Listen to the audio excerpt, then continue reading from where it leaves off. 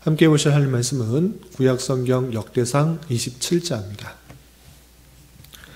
10월 27일 역대상 27장의 날인데 27장은 34절까지 좀 길게 되어 있어서 다 읽지는 않고요.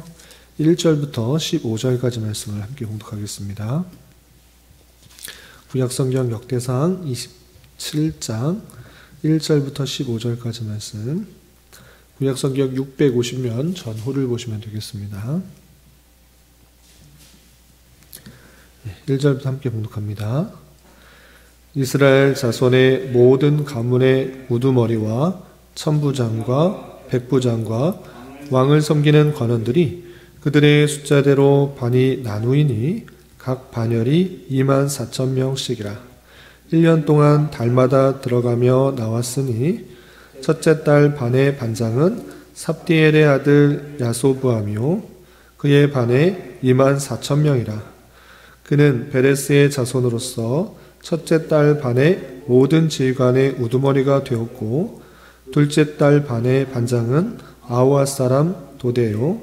또 미글롯이 그의 반의 주장이 되었으니 그의 반에 24,000명이요. 셋째 달 군대의 셋째 지휘관은 대제사장 여호야다의 아들 분하야요. 그의 반에 24,000명이라. 이 분하야는 30명 중에 용사요 30명 위에 있으며 그의 반 중에 그의 아들 암미사밧이 있으며, 넷째 달 넷째 지휘관은 요압의 아우 아사엘이요. 그 다음은 그의 아들 스바디아이니 그의 반에 24,000명이요. 다섯째 달 다섯째 지휘관은 이스라엘 사람 사무시니 그의 반에 24,000명이요. 여섯째 달 여섯째 지휘관은 드고아 사람 이게스의 아들 이다이니 그의 반에 24,000명이요. 일곱째 달 일곱째 지휘관은 에브라임 자손에 속한 발론 사람 헬레스이니 그의 반에 24,000명이요. 여섯째 달 여섯째 지휘관 세랴 조속 후사 사람 십부게이니 그의 반에 24,000명이요. 아홉째 달 아홉째 지휘관은 베냐민 자손 아나도 사람 아비에셀이니 그의 반에 24,000명이요. 열째 달 열째 지휘관은 세라 족속 느도바 사람 마하레이니 그의 반에 24,000명이요. 열한째 달 열한째 지휘관은 에브라임 자손에 속한 비라도 사람 분하야이니 그의 반에 24,000명이요. 열두째 달 열두째 지휘관은 온니엘 자손에 속한 느도바 사람 헬데니 그의 반에 24,000명이었더라. 아멘. 네, 감사합니다. 오늘 말씀의 본문은 역대상 27장입니다. 우리가 앞서 살펴보았던 역대상 23장부터 26장까지는 성전을 짓고 성전에서 일할 사람들을 체계적으로 정비하는 그 모습을 살펴볼 수 있었습니다.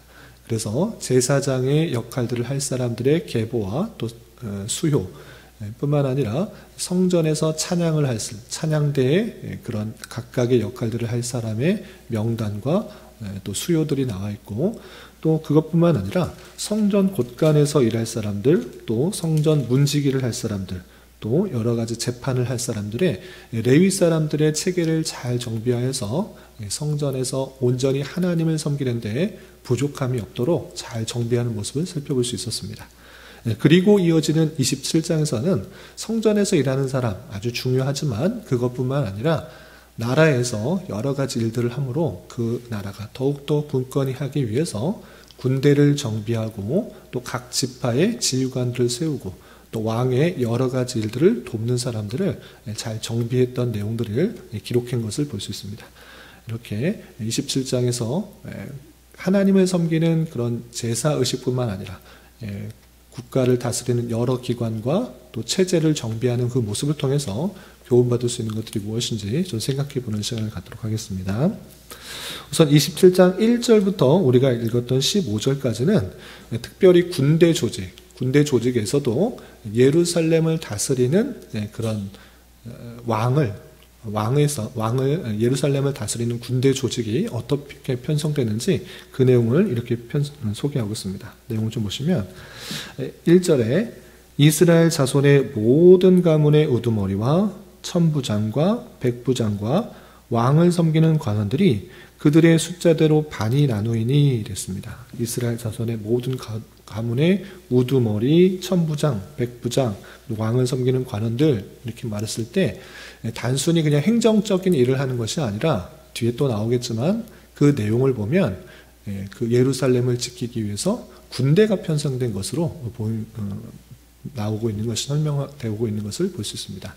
그런데 군대가 항상 상비군으로서 1년 내내 그 사람들이 편성된 것이 아니라 각 지파에 각 지파의 우두머리를 또 두고 또 그 우두머리에 24,000명씩을 편성하도록 조직을 만든 것입니다. 그래서 24,000명씩 12달, 한 달씩 계속적으로 돌아가면서 달마다 바뀌어서 그렇게 군대가 그 예루살렘을 지킬 수 있도록 하는 그 모습을 볼 수 있습니다. 그래서 각 반열이 24,000명씩이라 1년 동안 달마다 들어가며 나왔으니 라고 하면서 24,000명씩 편성된 그 군대가 달마다 바꿔가면서 그 예루살렘을 지킨 그 모습을 볼 수 있습니다. 그렇게 군대를 조직하여서 실제적으로 어떤 사람들이 편성되었는가 2절부터 15절까지 쭉 설명되고 있는 것입니다. 그래서 2절 보시면 첫째 딸 반의 반장은 삽디알의 아들 야소보암이요 그의 반에 24,000명이 편성되었다 라면서 첫 번째 편성된 그 군대의 대장이 야소보암이고 그 반에 24,000명이 편성되었다라는 것을 표현할 뿐만 아니라 4절 보시면 둘째 딸 반의 반장은 아웃사람 도데요 또 미글롯이 그의 반의 주장이 되었으니 그의 반에 24,000명이요 또 5절 보면 셋째 딸 군대의 셋째 지휘관은 누구고 24,000명이 편성되었다라고 하면서 첫째 딸부터 12째 딸까지 지휘관과 24,000명이 편성되어서 계속적으로 달마다 돌아가면서 24,000명씩 그 군대가 편성돼서 왕을 지키고 또 성을 든든히 하는 그 모습들이 있었다라는 것을 기록하고 있습니다.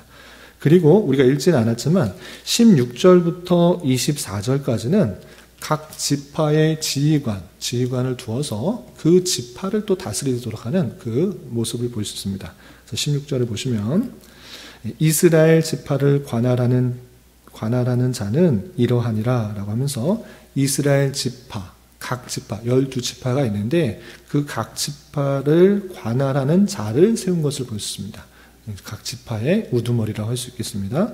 그래서 루벤 사람 지도자는 시그리의 아들 엘리에셀이요 시므온 사람의 지도자는 마아가의 아들 스바디아요 레위 사람의 지도자는 그두엘의 아들 하샤바요 아론의 자손의 지도자는 사독이요 유다의 지도자는 다윗의 형 엘리후요 이사갈의 지도자는 미가엘의 아들 고므리요 라면서 각 지파의 우두머리 지휘관을 선정하여서 그 지파의 전체적인 그 내용들을 다스릴 수 있도록 행정체계를 정비하는 모습을 볼 수 있습니다. 그리고 25절부터 31절까지는 그것뿐만 아니라 왕의 여러 가지 일들을 돕는 왕의 재산, 특별히 재산을 돕는 그 섬기는 사람들을 세웠다라는 것을 볼 수 있습니다. 어떤 표현들이 있는가?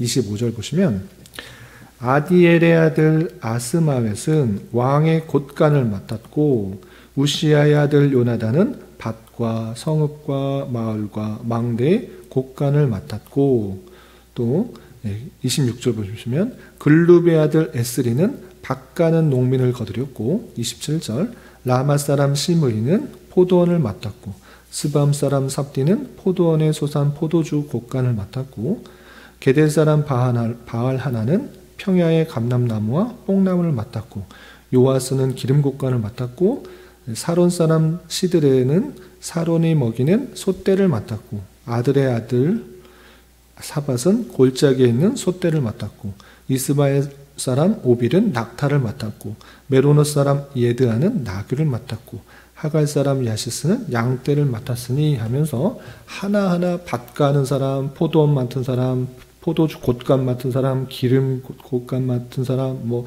뽕나무 맡은 사람, 솥대 맡은 사람, 하나하나 그 맡은 사람의 명단이 쭉 소개되고 있는 것입니다.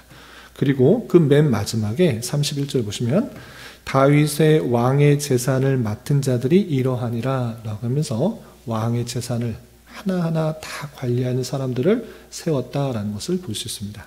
그리고 왕의 재산을 관리하는 사람뿐만 있는 것이 아니라 왕이 행정적인 일들을 하는 그 일에 있어서도 많은 사람들이 도왔다라는 것을 32절부터 34절까지 이렇게 표현된 것을 볼 수 있습니다. 32절 보시면 다윗의 숙부 요나단은 지혜가 있어서 모사가 되며 서기관도 되었고, 요나단이 모사도 되고 서기관도 되었다라는 표현이 있고요. 또 학모니의 아들 여히엘은 왕자들의 수종자가 되었고, 또 아히도벨은 왕의 모사가 되었고, 아렉 사람 후세는 왕의 벗이 되었고, 브나야의 아들 여호야다와 아비아달은 아히도벨의 뒤를 이었고, 요압은 왕의 군대 지휘관이 되었더라 라고 하면서 왕을 주변에서 모사로서 서기관으로서 벗으로서 군대 지휘관으로서 여러 사람들이 함께함으로 왕위를 더욱더 굳건히 하였다라는 것을 기록한 것을 볼 수 있습니다. 이 기록상으로 볼 때는 지금 다윗이 거의 왕의 권한을 물려준 다음에 이 일들을 정비한 것처럼 순서적으로는 그렇게 되어 있지만 그것을 표현한 것이 아니라 다윗이 성전을 짓고 그 체계를 정비하는 것, 그 섬기는 사람을 정비한 것에 그친 것이 아니라 왕으로서의 역할들을 하셨을 때 군대 조직과 이스라엘 지파의 체계와 왕을 돕는 사람들을 섬겼다라는 것을 밝힘으로 다윗 왕이 그 나라를 잘 다스렸다는 것을 추가적으로 역대기 기자가 이것을 강조하고 있는 표현이다. 이렇게 생각하시면 되겠습니다. 그래서 왕위를 물려주었는데 이것을 정비했다. 시간적으로 그렇게 된 것이라고 보는 것이 아니라 그것을 추가적으로 이 다윗이 왕이 되었을 때 왕을 돕는 많은 사람들이 있었다라는 것을 강조하는 것으로 우리 이해하시면 될 것입니다. 이런 내용 통해서 우리는 무엇을 깨달을 수 있겠습니까?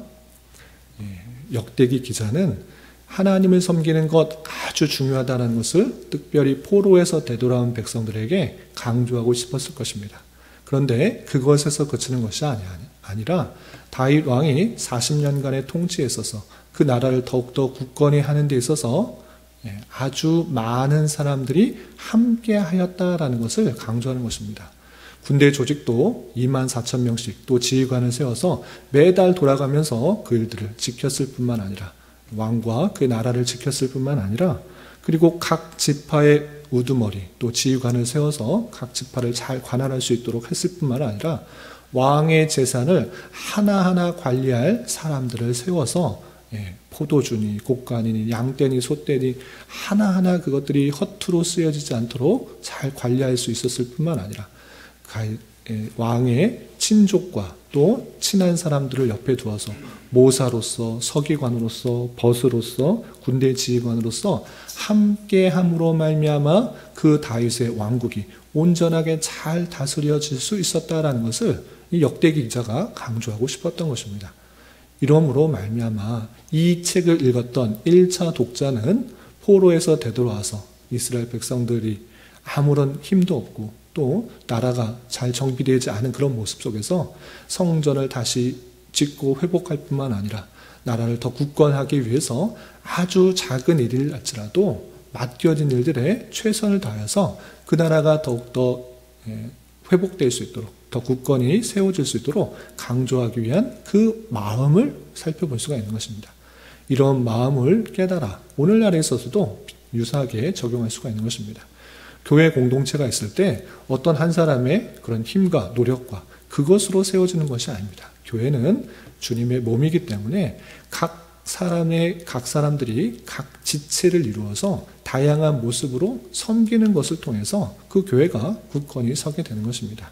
다윗이 그 큰 나라를 더욱더 굳건하고 잘 세울 수 있도록 체계를 조직하고 정비하였던 것처럼 교회가 또 여러 가지 일들을 잘 하기 위해서는 체제를 잘 정비하고 또 조직을 잘 갖추어서 각각의 역할들을 맡기게 하여서 그 일들이 조직적으로 잘 정비될 수 있도록 하는 것이 선행되어야 되는 것입니다. 그래서 교회도 여러 가지 일들을 할 때 균형적으로 잘 돌아갈 수 있게 또 더 규모가 커지게 하기 위해서는 조직이 잘 갖추어져야 된다는 것을 우리는 도전받을 수 있는 것입니다. 그런데 중요한 것은 그냥 조직과 정비를 잘 하자 이것에 그치는 것이 아니라 조직과 정비를 잘 체계를 갖추어서 세워놨을지라도 중요한 것은 각각의 조직되어서 편성되어 있는 사람들의 태도일 것입니다. 아무리 조직과 정비를 잘 할지라도 그 속에 속한 사람들이 나는 많은 사람 중에 한 사람이야. 나 하나쯤 빠지면 어때? 이런 마음을 갖고 있다고 하면 아무리 조직과 체계가 잘 정비되어 있을지라도 그 조직과 그 체제가 온전히 서지 못하는 것입니다. 그래서 신약 성경에서는 고린도전서 4장 2절의 말씀처럼 맡겨진 자에게 구하는 것은 충성이다. 내게 주어진 일이 크거나 작거나 상관없이 그것이 하나님께서 주어주신 줄을 알아 맡겨진 일들에 최선을 다하고 충성되게 감당하는 것, 그것이 하나님께서 우리에게 요구하는 것입니다. 모두가 다 다윗과 같은 왕으로서의 역할을 하는 것이 아니라 모두가 다 천부장, 백부장이 되라는 것이 아니라 아주 곶간 하나 맡은 것일지라도 포도주 곶간 맡은 것, 또 양떼를 맡는 그런 사람일지라도 그것을 충성되게 감당하면 그 일로서 아주 잘 하나님께서 칭찬하시는 것이고 또 기뻐하시는 일이라 할 수 있는 것입니다. 그래서 다윗이 40년간의 통치를 잘 감당할 수 있었던 수많은 사람들, 그 조직에서 보이지 않게 수고했던 사람들을 기억해 보면서 우리 또한 교회 안에서 객으로 있는 것이 아니라 나만의 유익을 위해서 있는 것이 아니라 교회의 부족한 부분 또 필요한 부분들 섬길 것이 없는지를 되돌아보면서 크고 작은 일들을 맡고 또 그것을 충성되게 감당하여서 주님의 교회 공동체가 더욱더 든든히 서는데 일조를 해야 될 것입니다. 그것이 주님께서 바라는 모습이고 또 교회가 그리스도의 몸으로서 각각의 역할들이 그냥 떨어져 나가는 것이 아니라 서로 연합하여서 크고 작은 일들을 감당함으로 교회의 몸된 모습들이 온전하게 드러나게 될 것입니다. 이런 모습에 따라서 우리 교회도 아직은 작아서 막 행정적인 체계나 그런 모든 일들을 아주 이렇게 할 필요는 없겠지만 그럼에도 불구하고 객으로 써 있는 것이 아니라 교회 안의 일원으로서 어떤 작은 부분이라도 맡겨질 때 충성되게 책임 있게 잘 감당하여서 교회가 더욱더 든든히 세워가는 데 책임을 잘 감당해야 될 것입니다. 이런 은혜가 저와 여러분 우리 모두에게 있기를 진심으로 기원합니다. 기도하겠습니다. 하나님 아버지 감사합니다. 오늘 말씀을 통해서 다윗이 군대 조직과 각 지파에 관할하는 자와 또 여러 충신들을 세웠던 모습을 살펴보았습니다.